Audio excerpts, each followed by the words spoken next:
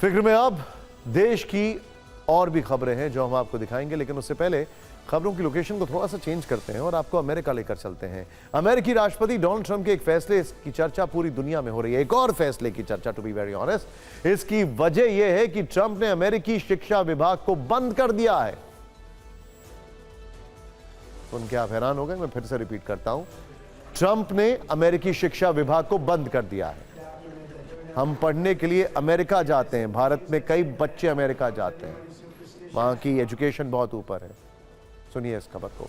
Super power कहे जाने वाले देश के राष्ट्रपति अगर शिक्षा विभाग को ही बंद कर दें तो उस फैसले की समीक्षा होगी, कोई भी दौर रहा हो। लेकिन एक बात हमेशा कही जाती है कि जरूरी नहीं रोशनी चिरागों से हो, शिक्षा से भी घर रोशन होते हैं। किसी भी धर्म में, किसी भी देश में शिक्षा को सर्वोपरि माना गया है। ज्ञान ही आपको जागरूक करता है और आपको आपका अधिकार दिलाता है, और यह ज्ञान अच्छी शिक्षा से ही हासिल होता है। लेकिन अमेरिकी राष्ट्रपति डोनाल्ड ट्रंप की नजर में अमेरिकी शिक्षा विभाग एकदम बेकार है। हमारे पास ट्रंप की एक वीडियो फाइल है जिसे हमने दो हिस्सों में बांटा है। आप देख सकते हैं, ट्रंप जब व्हाइट हाउस में अपने दफ्तर में आए तो सेंटर में उनकी कुर्सी के दोनों तरफ बच्चे बैठे हुए थे।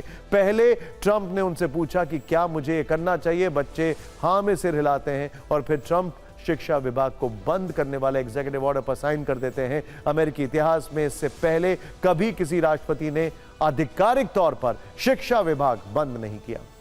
सवाल उठता है कि आखिर ट्रंप क्या करना चाहते? ट्रंप अपने फैसलों से ग्लोबल ऑर्डर में हलचल तो मचा ही रहे थे, लेकिन जिस तरह वो खर्चों में कटौती वाला फॉर्मूला अपनाकर एक एक करके डिपार्टमेंट बंद कर रहे हैं, क्या वो अमेरिका के हित में है? जिस शिक्षा विभाग को ट्रंप ने बंद कर दिया है उसके बारे में मोटे तौर पर आप जान लीजिए। अमेरिकी शिक्षा विभाग 1,34,000 पब्लिक और प्राइवेट स्कूलों की देखभाल करता है। यह विभाग $1.6 ट्रिलियन के स्टूडेंट लोन बांटता है। अमेरिका अपनी जीडीपी का 5.4% हिस्सा इस विभाग पर खर्च करता है। शिक्षा व्यवस्था में सुधार पर अमेरिका अलग से $42 बिलियन खर्च करता है। एक रिपोर्ट में दावा किया गया है कि अमेरिका ने 1979 से अब तक करीब 259 लाख करोड़ रुपए इस विभाग पर खर्च किए हैं। इतनी तो कई देशों को मिलाकर जीडीपी भी नहीं हो। ऐसे में शिक्षा विभाग को बंद करने के ट्रंप के फैसले के पीछे व्हाइट हाउस की एक रिपोर्ट है जिसमें इस विभाग पर कई सवाल उठाए गए हैं। व्हाइट हाउस ने दावा किया है कि अमेरिका में 8वीं कक्षा के 70% छात्र ठीक से नहीं पढ़ रहे हैं। अमेरिका के 4थी कक्षा के 10 में से 6 बच्चे गणित में काफी कमजोर हैं।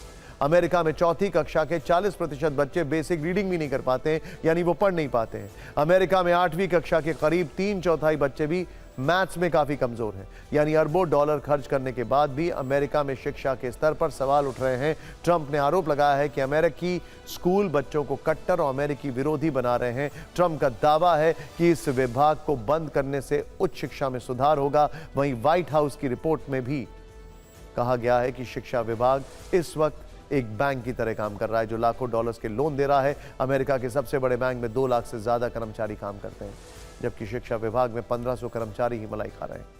यही वजह है कि ट्रंप ने डिपार्टमेंट ऑफ एजुकेशन को बंद कर दिया है। हालांकि ट्रंप के आदेश में कहा गया कि दिव्यांग बच्चों के लिए ग्रांट और फंडिंग जैसे जरूरी प्रोग्राम जारी रहेंगे।